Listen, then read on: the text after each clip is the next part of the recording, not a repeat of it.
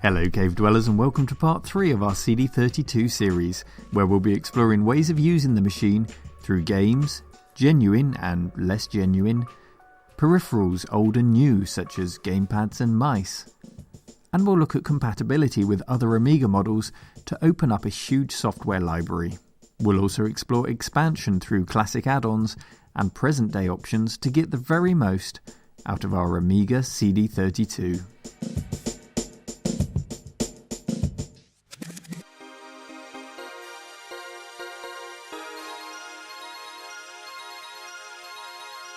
Okay, we're set up in the cave for a fun demonstration today.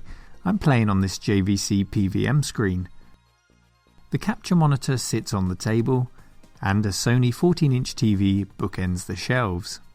The official CD32 library amounted to around 172 games. Many of them, however, were nothing more than old games put onto CD. Zool here, for example, was an Amiga 500 game given enhanced graphics for the Amiga 1200 and then a CD soundtrack for the CD32. It wasn't really reason enough to warrant the cost of an upgrade to a CD32 if you already had one of those existing systems.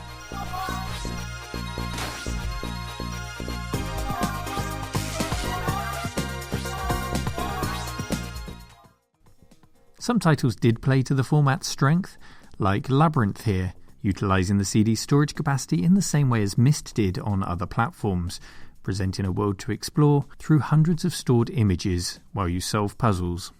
Dig a little deeper though and you'll find it's actually a combined CD-TV CD32 release using no more than the ham video mode to display 4096 colour images. You could run this on an A500 with a CD drive and a little extra RAM. It's not exactly groundbreaking.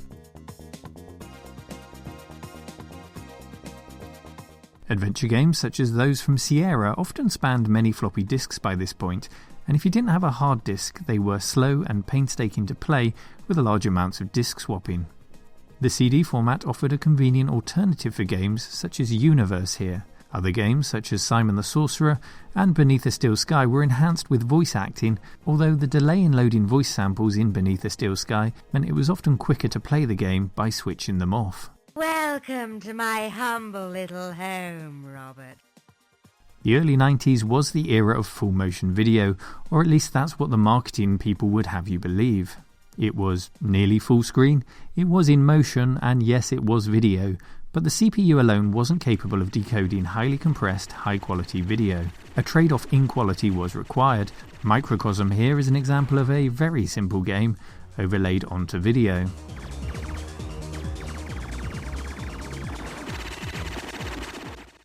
Peripherals can make or break a games console, and the CD32 is no different.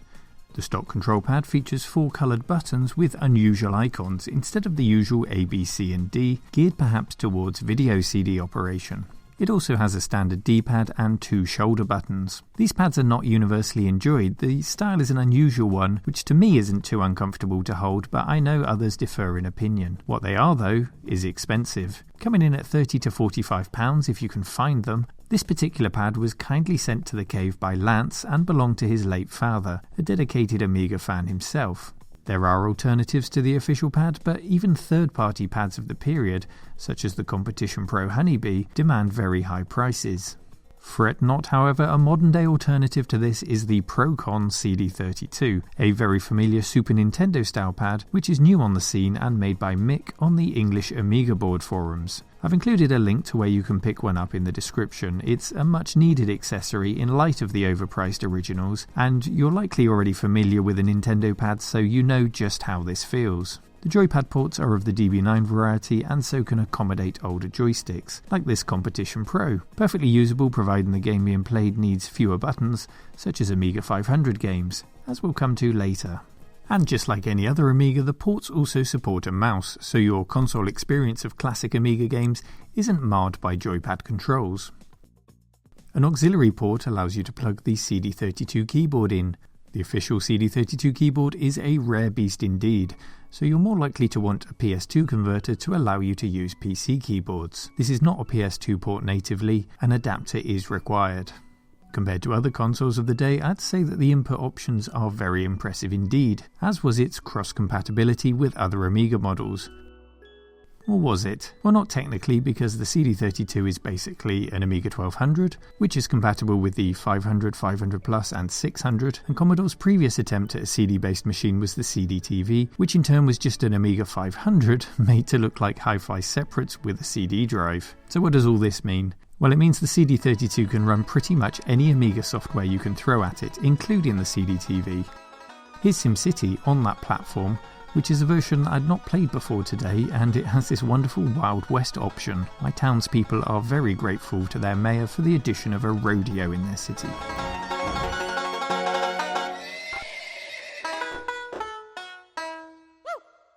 And I can fire up this Fredfish CD-PD public domain collection, a disc I really cherished first time around, as it and others like it offered seemingly limitless programs to explore on a single disc.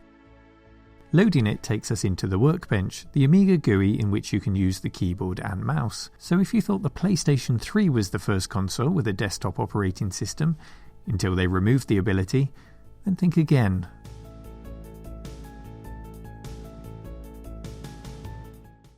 Who doesn't love some fractals? There's no protection against copied CDs on the CD32, which means of course you can download, burn and play CD32 titles easily, but combine that with the compatibility with other Amiga models and you end up with discs like this. This is a CD compilation of Amiga 500 titles. Download, burn and run it on a stock CD32 and you instantly have access to a library of hundreds of Amiga 500 titles, making the console one of the most convenient Amiga models in the range for a quick blast of A500 games on authentic Commodore hardware in a form factor that wouldn't look out of place under your TV next to your Xbox or PlayStation. The short lifespan of the machine meant that magazines were the lifeblood of any owner desperate for new content. CD32 Gamer magazine ran from March 94 through to April 1996, peddling the shattered dreams of owners well into the era of the Sega Saturn and the Sony PlayStation with their hardware-accelerated 3D gaming. The CD32 didn't have 3D hardware, but the full motion video mentioned earlier could be enhanced with the CD32 FMV card, much like was available for the Philips CDI, and that card I fitted in the 486 Trash to Treasure series. Our magazine's cover discs includes a commercial for the CD32, and without the FMV module it looks like this, little more than an animated GIF. The FMV module of course does improve this, and if I ever track one down, I'll be happy to demonstrate it one day.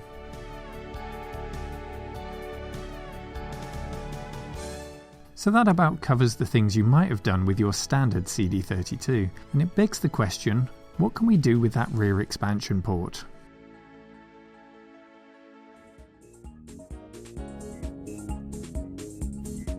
The system has one kilobyte of onboard storage. This is really intended for game saves. So the addition of a floppy drive at the very least, allowing you to save your work combined with the existing keyboard and mouse options, instantly turns this device from a games console to a desktop computer. The analogic floppy drive here, which was strangely a mismatched cream colour, gave you just that. A disk drive, a real-time clock to register the date and time of your save files, as well as a parallel port for your printer and an RGB video output, so you could pop your Amiga discs in and use the CD32 like a normal A1200.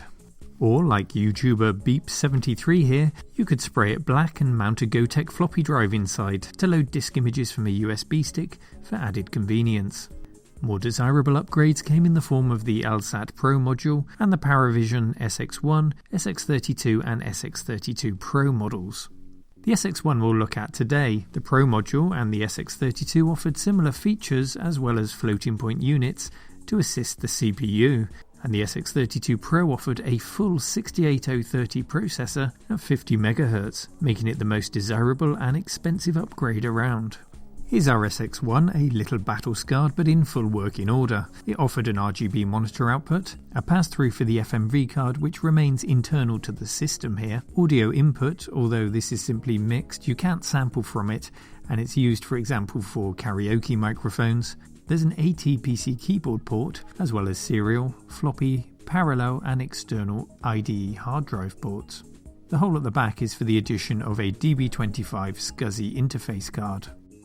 Once inside, we find the battery for the real-time clock, as well as 2 CIA chips responsible for the various ports that we've seen. A 72-pin SIM socket accepts up to 8 MB of RAM, the limit for the system without a CPU upgrade, and there's a 44-pin connector here for 2.5-inch IDE hard disks. A typical hard disk, the manual tells us, can store almost 70 floppy disks worth of data. Outstanding stuff. Typical then amounting to about 60 megabytes. Once slotted in place, the form factor of our sleek console takes a turn for the worse. It looks a little bit like a console Packard Bell might design, and you're going to need a big desk. You need access to the CD drive, so you can't really plonk a monitor stand directly over the top of it.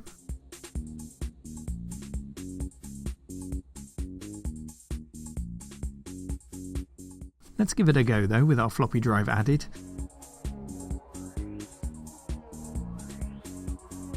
And sure enough, Deluxe Paint 3 here drops us into Workbench and the program runs just fine from floppy disk, just as if we were using a standard Amiga 1200. Just like Beep 73 did, I'll modernise this with a Gotek USB floppy emulator, and our existing drive is daisy-chained to it so we can still write to disk. I've mounted Workbench on the Gotek, and then I've loaded WordPerfect to write a short letter. It all works gloriously, and once I've finished writing it, I can save it to DF1, the secondary floppy drive, without any issue. What a fantastical world we live in. Floppy-based games which required the keyboard and mouse, such as Shuffle Puck Cafe here, work just fine. The experience is indistinguishable from using an A1200. No doubt you've used the age-old "it will help with my schoolwork" argument when persuading your parents to buy this, and with the addition of a printer plugged into the SX1, for once you might have actually been right. This is an Apple printer which isn't compatible, but it gives you an idea of the growing footprint of our once diminutive games console.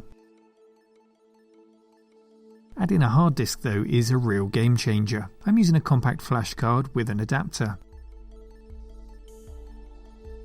The card is set up with classic Amiga Workbench, which is a tutorial for another time, and I've slipped it into an anti-static bag just to keep it safe inside the case there.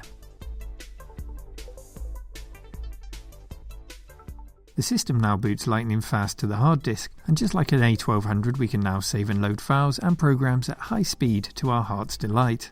That then was 1994, ignoring the Gotek drive. Given the size of the setup and often sensitive nature of the SX1's connection to the back of the CD32, I'd still take an A1200 over this. But modern day enthusiasts are here to save the day, with this, the Terrible Fire TF328. I actually don't need all the features of the SX1, what I do want is a hard disk and a RAM upgrade. Nothing more, and that's what's on offer in this sleek package. I bought mine from user SuperDuper74 on the EAB forums. A link is in the description. It arrived the very next day, so I do highly recommend him as a seller. A backplane connects it to the console, but on the inside rather than hanging out the back like the SX1. This plane is taped off, but you can also fit add-ons to the back of it, giving you things like RGB out. It was supplied to me by Phil, who popped into the cave for a chat, and here's an example of an additional add-on. It's a FB32G, which he's currently working on here.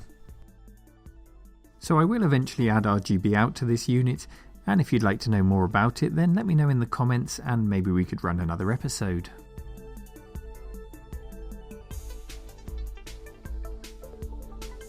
Hard drive connected and neatly fitted inside the case, again using an anti-static bag for protection, we turn on the CD32 and my more streamlined Workbench install here fires right up. Directory Opus shows both partitions as well as the actual CD drive, and I can launch programs quickly and easily, although the same can't be said for using the fill tool here on Personal Paint.